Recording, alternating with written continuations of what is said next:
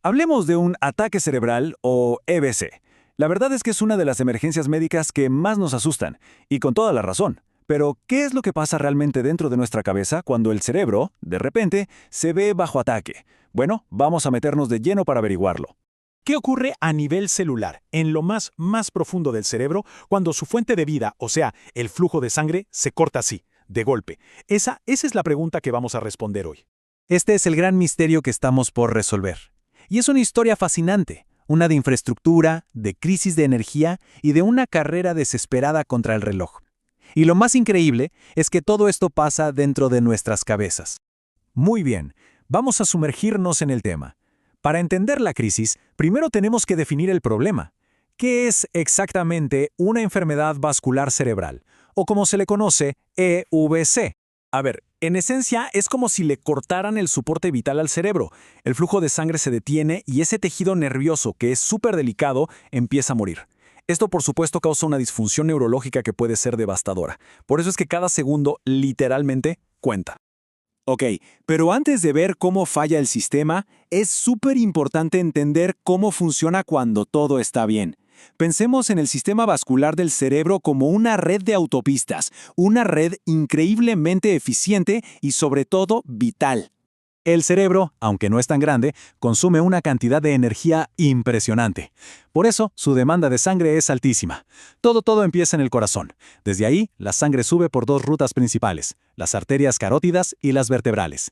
Imaginen que son como las grandes superautopistas que llevan el combustible esencial, oxígeno y nutrientes.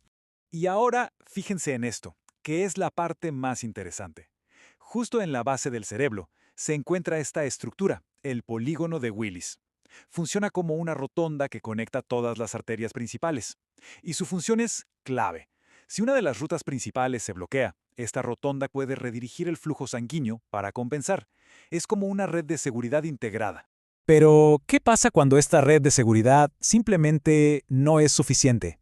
Bueno, hay dos formas catastróficas en las que el suministro de sangre al cerebro puede interrumpirse. Aquí tenemos a los dos culpables principales. Por un lado, el ictus isquémico, que de hecho es el más común. Es básicamente un embotellamiento en una arteria del cerebro. Y por el otro, el ictus hemorrágico, que es como una tubería rota. Un vaso sanguíneo se rompe y empieza a sangrar dentro del cerebro. Miren, aquí la diferencia se ve clarísima. A la izquierda, un coágulo está bloqueando el flujo, dejando al tejido sin alimento. A la derecha, la sangre se está escapando, inundando y dañando todo a su alrededor. Aunque los dos son terribles, nos vamos a centrar en el isquémico, porque es el más común y para entender el colapso celular que provoca. Y ahora prepárense porque vamos a hacer un zoom hasta el nivel microscópico. Cuando ocurre un bloqueo, se desata una reacción en cadena, una reacción mortal dentro de las células del cerebro. A esto se le conoce como la cascada isquémica. A ver, en condiciones normales, las neuronas necesitan más o menos 50 mililitros de sangre por cada 100 gramos de tejido por minuto para funcionar bien. Este es nuestro punto de partida, el estado ideal, el estado saludable. Ahora, cuando el flujo cae por debajo de 20, cuidado, las neuronas empiezan a tener serios problemas. Comienzan a fallar, pero el daño todavía es reversible si se logra restaurar el flujo rápido. Digamos que están en una zona de peligro. Pero si el flujo cae por debajo de 12, aquí es donde la cosa se pone dramática. Llegamos a un umbral donde la muerte celular se vuelve inevitable. A esto se le llama infarto. Es, lamentablemente, el punto de no retorno.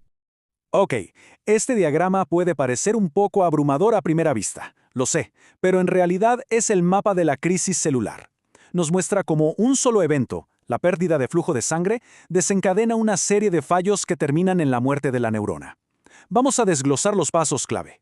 Todo empieza con una crisis de energía. Sin flujo de sangre no hay ni oxígeno ni glucosa. Y sin combustible, la célula no puede producir ATP, que es como su moneda energética. Así que la primera pieza grande del dominó que cae es la bomba de sodio-potasio, que es esencial para mantener el equilibrio eléctrico de la neurona.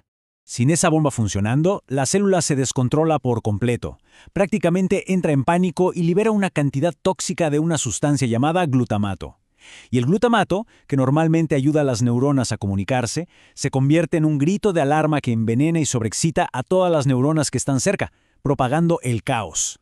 Y aquí viene el golpe de gracia. Esa sobrecarga de glutamato abre las compuertas al calcio. Una avalancha de calcio inunda la célula. Y esto activa unas enzimas que actúan como un equipo de demolición interno. Básicamente, descomponen la célula desde adentro, llevándola a la muerte. Bueno, ahora vamos a alejarnos del nivel celular para volver a ver el tejido completo. Toda esta destrucción a nivel microscópico crea un verdadero campo de batalla en el cerebro, y es justo aquí donde empieza la carrera contra el tiempo.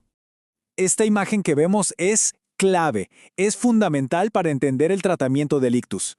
El área oscura, llamada el núcleo, es donde las células ya murieron. Es un daño irreversible. Pero el área más clara que la rodea, la penumbra, es tejido que está en riesgo. Está como aturdido, sin funcionar, pero todavía está vivo y potencialmente se puede rescatar. Esta tabla lo deja clarísimo. En el núcleo, el flujo sanguíneo se desplomó y la muerte ocurre en cuestión de minutos. Pero en la penumbra, la disminución del flujo es menos grave y el tejido puede sobrevivir durante horas. Justo esa, es la ventana de oportunidad. Y esta es la misión de toda la medicina de emergencia. Toda la estrategia se enfoca aquí, en salvar la penumbra. No se puede revivir el núcleo, pero sí se puede rescatar ese tejido en riesgo si se restaura el flujo sanguíneo a tiempo. Es una carrera por salvar cada neurona posible. Si hay una sola idea que debe quedar grabada de todo esto, es esta. El tiempo es cerebro. Y no es un simple eslogan, ¿eh? Es una realidad biológica brutal. Cada minuto que pasa, millones de neuronas en esa zona de penumbra mueren, para siempre. La posibilidad de recuperación se va desvaneciendo. El tiempo de verdad es cerebro. Y todo esto nos deja con una pregunta final. La carrera es para restaurar el flujo de sangre y salvar la penumbra. Pero, ¿y si pudiéramos hacer que esas células en la penumbra fueran más resistentes mientras llega la ayuda?